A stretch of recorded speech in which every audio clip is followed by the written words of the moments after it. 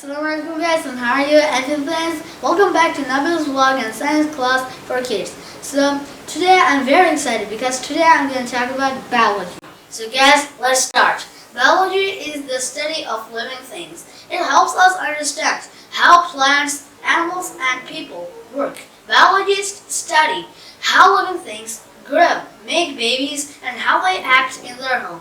They also look at different groups of living things are related.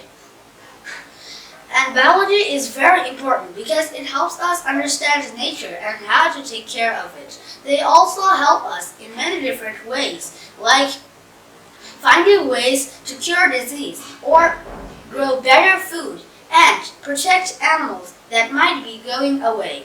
So if you like learning about how things work, biology could be the most fun to learn. So guys, thank you. Assalamualaikum. See you next time.